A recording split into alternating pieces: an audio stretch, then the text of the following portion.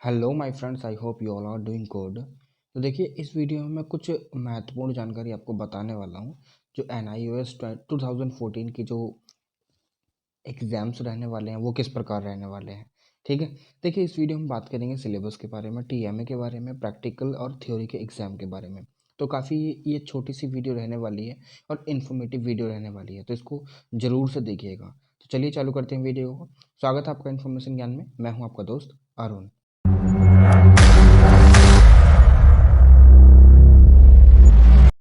तो देखिए, यहाँ पर जो बेसिक सी जानकारी है कि आपको ये तो पता ही है कि आपका जो एडमिशन है वो किस ब्लॉक में हुआ, किस स्ट्रीम में हुआ है, ऑब्वियसली। ठीक है, तो यहाँ पर जो ब्लॉक 1 के एग्जामिनेशन थे, आपको अपने जब फॉर्म भरा था तो जिन्होंने 16 मार्च से लेकर 15 सितंबर के बीच में जिन्होंने एडमिशन लिया है, तो उनके जो एग्ज़ाम्स रहने वाले हैं ना, वो 2024 में मार्च और अप्रैल के बीच में हो जाएंगे।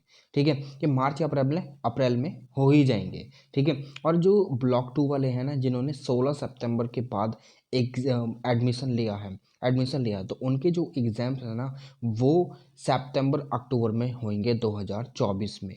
ठीक है, इनका जो एडमिट कार्ड वगैरह सारी चीज़ें आपको पता चल जाएगी। और देखिए, जो आपके प्रैक्टिकल एग्जामिनेशन है ना, जिस भी बच्चे का प्रैक्टिकल एग्जामिनेशन है, ठीक है, जिसके कि जिसका एक सब्जेक्ट है और उसमें प्रैक्टिकल एग्जामिनेशन है, तो वो जो प्रैक्टिकल एग्जामिनेशन है जिनका ब्लॉक टू में है, उनका जो प्रैक्टिकल एग्जामिनेशन है उनका अगस्त में होगा। ठीक है, और जिन्होंने ब्लॉक 1 में एडमिशन लिया है, उनका जो प्रैक्टिकल एग्जामिनेशन उनका फरवरी में हो जाएगा। ठीक है, तो ये सारी चीज़ें आपको जो ना NIOS की वेबसाइट पर और हमारे चैनल पर भी आपको पता चल जाएंगी। ठीक है, आप ही का चैनल है, मेरा चैनल नहीं है। ठीक है, मैं आप ही के लिए थोड़ा सा वर्क करता रहता हूँ। ठीक है, और दूसरी चीज़ ये भी है कि आपके जितने भी जो TMA है तो उसकी भी नोटिफिकेशन मैं आपको दे दूंगा कि जो TMA की जो विंडो है वो ओपन हो चुकी है। Now you can upload your TMA।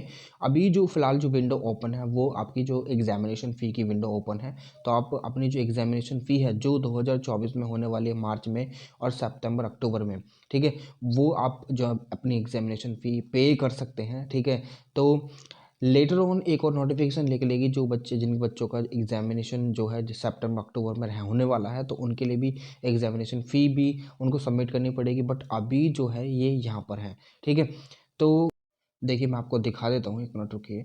यहाँ पर देखिए, आप देख सकते हैं यहाँ पर कि जो विदाउट लेट फीस है, वो तो आपकी जो एग्जामिनेशन फ़ी है वो आप 2024 में एग्ज़ाम होने वाले हैं ब्लॉक फर्स्ट स्ट्रीम फर्स्ट के, तो वो 21 नवंबर से लेकर 20 दिसंबर के बीच में आप भर सकते हैं। और जितने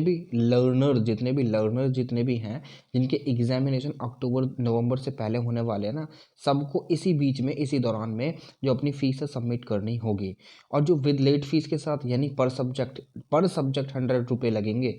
ठीक है, तो उनकी जो डेट है वो है 21 तारीख से लेकर 31 दिसंबर तक। ठीक है, इस बीच में अगर कोई भरता है, कोई लेट हो जाता है, तो उसके लिए पर सब्जेक्ट 100 रुपीज़ आपको एक्स्ट्रा देने होंगे।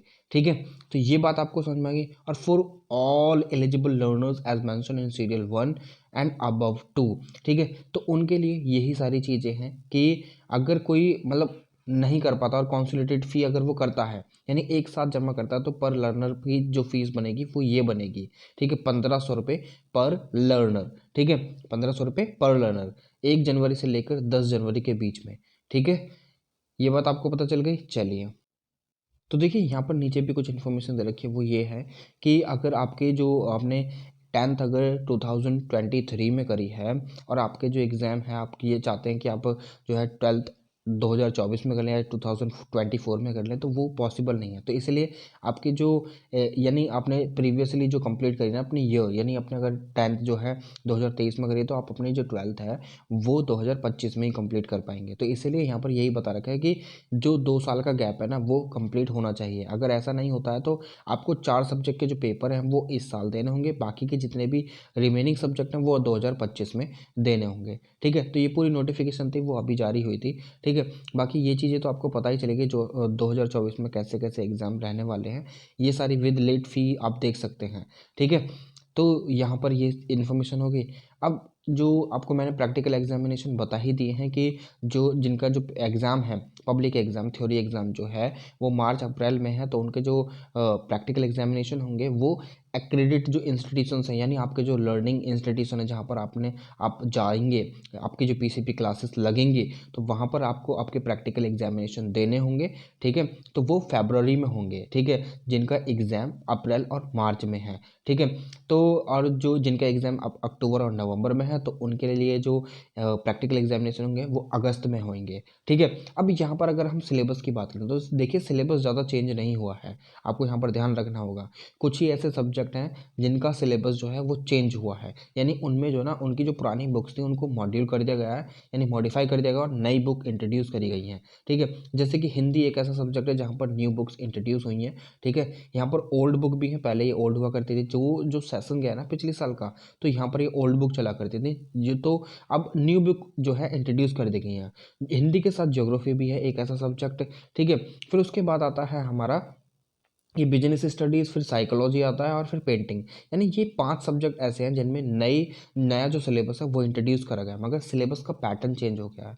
ठीक है, वो किस प्रकार का है वो भी मैं आपको बता देता हूँ। देखिए यहाँ पर सिलेबस को जो है ना बाइफुरकेट कर दिया गया, यानी डिवाइड कर दिया गया है। ठीक है, बाइफुरकेट, ताकि आपको जो है ना थोड़ी सी सहूलियत प्राप्त हो जाए। अब यहाँ पर टीएमए में अलग ही चीज़ें आएंगी, और जो आपके जो पब्लिक एग्जाम होगा, यानी थ्योरी वाला जो एग्जाम होगा, चाहे फिर वो ऑन डिमांड हो या कोई सा भी हो, ठीक है, तो वहाँ पर चीज़ें अलग आएंगी। जैसे कि मैंने यहाँ पर ज्योग्राफी का उठाया है, तो यहाँ पर देखिए टीएमए यानी ट्यूटर मार्क असाइनमेंट में जो आपको असाइनमेंट बनाने होंगे ना, जो भी क्वेश्चन आएंगे टीएमए में, तो वो इन्हीं चैप्टर से आएंगे। ठीक है, जैसे कि लेसन 1, लेसन 4, लेसन 6, लेसन 8, यानी चैप्टर 1, चैप्टर ऐसे जो पूरे के पूरे जो असाइनमेंट आएंगे, असाइनमेंट क्वेश्चंस आएंगे, वो यहीं से आएंगे। ठीक है, तो ये जो चैप्टर है ना, आपको ये टीएमए के लिए प्रिपेयर करने हैं। बट हाँ, एक चीज़ आपको यहाँ पर पता रहनी चाहिए कि ये वाले चैप्टर भी अगर आप टीएमए के लिए प्रिपेयर कर लेते हैं, मगर फिर भी आपके पास इनकी नॉलेज होनी चाहिए, क्योंकि ये सारे के सारे जो चैप्टर्स हैं ना, वो आपके इनके साथ भी कन्वर्ज करते हैं। अगर आपको इनकी नॉलेज नहीं होगी ना, और आप इनको डायरेक्टली समझना चाहेंगे, तो कहीं ना कहीं बहुत ज़्यादा मुश्किल पड़ेगी। तो ज्योग्राफी तो मैंने ऑलरेडी कवर करा ही दी है। ठीक है, तो ज्योग्राफी आप जो है ना वहाँ से पढ़ सकते हैं। तो ज्योग्राफी की जो प्रीवियसली देखिए फिजिकल ज्योग्राफी जो है वो मैंने कवर करा दी अलग से, जो प्रीवियस आपकी बुक हुआ करती थी ना, ओल्ड बुक हुआ करती थी, वहाँ से मैंने आपकी फिजिकल ज्योग्राफी कवर कराई है। उसमें कुछ ऐसे ऐसे टॉपिक्स थे जो आपके न्यू बुक्स में नहीं है। ठीक है, मगर हाँ, ये ऐसा नहीं है कि जो फिजिकल ज्योग्राफी का जो सिलेबस है पूरा चेंज, नहीं, पूरा सेम है, टॉपिक भी सेम है। बस आपको करना क्या है कि आपके जो चैप्टर का नाम है वो अलग हो गया है, और चैप्टर में जो भी टॉपिक है ना, आप उस टॉपिक के हिसाब से उस वीडियो को देख लीजिए। ठीक है, टॉपिक का जो है वो टॉपिक टाइटल में दे रखा है, और स्क्रीन पर थंबनेल जो लगा है, पिक्चर जो लगी हुई है, वहाँ से भी आप इजीली उसे जो है रीड आउट कर सकते हैं। ठीक है, अब यहाँ पर देखिए ये प्रैक्टिकल में ज़्यादा चेंज नहीं है, तो यहाँ से आप जो है ना इजीली लिंक भी उठा सकते हैं, यहाँ से डाउनलोड करके आप अपने एक बार देख सकते हैं कि किस तरीके का पेपर आएगा 2024 में। ठीक है, तो यहाँ से आपको थोड़ा सा आसानी पड़ जाएगी। ठीक है, तो यही सारी चीज़ें मैं आपको बताना चाहता था कि जो एग्ज़ाम है वो आपके 2024 में किस किस प्रकार से रहने वाले हैं। ठीक है, प्रैक्टिकल पता चल गया आपको, टीएमए पता चल गया आपको, ठीक है, सिलेबस पता चल गया कि किस किस का सिलेबस चेंज हुआ है। आपको ज़्यादा पैनिक नहीं होना है इस चीज़ के बारे में। ठीक है, बाकी की मैं सारी चीज़ें लेकर ही आ रहा हूँ धीरे धीरे धीरे धीरे, ताकि आपको जो है ना किसी और चीज़ के ऊपर भी जो रिलायबिलिटी है ना वो क्रिएट ना हो। ठीक है, यहीं से सारी चीज़ें हो जाए। अगर आपने पूरी ज्योग्राफी पढ़ी हुई है, तो आपको जो आपका टीएमए है ना, वो कहीं से भी लिखने की कोई ज़रूरत नहीं है। बस आपको वीडियो देखनी है, और उसके बाद आप टीएमए लिखना चालू कर दीजिए। सारे क्वेश्चन जो है आसान है। बाकी जब ज्योग्राफी का टीएमए आएगा, तब मैं आपको एक बार वो जो है बता दूंगा लिखना कैसे है, और आपको उसमें करना क्या क्या है। ठीक है, कैसे लिखेंगे आप। ठीक है, तो चलिए अभी तो फिलहाल के लिए इस वीडियो में इतना ही। अगर आपको फिर भी कोई क्वेरी रह जाती है आपकी, ठीक है, आप मुझसे डायरेक्टली पूछ सकते हैं। नीचे व्हाट्सअप का कॉन्टैक्ट भी है, और यूट्यूब के नीचे कमेंट बॉक्स भी कर सकते हैं, कमेंट कर सकते हैं आप। और टेलीग्राम भी उसे ज्वाइन कर लीजिए, वहाँ पर PDF वगैरह आपको मिल जाती है। ठीक है, फेसबुक भी और इंस्टाग्राम भी। इंस्टाग्राम पर आप मुझे डायरेक्टली मैसेज कर सकते हैं, नो डाउट मैं रिप्लाई करूँगा। ठीक है, तो टेंशन मत लीजिए बिल्कुल भी। तो चलिए मिलते हैं आपसे एक और नई वीडियो में एक और नई इन्फॉर्मेशन के साथ। तब तक के लिए विदा लेना चाहूँगा। जय हिंद।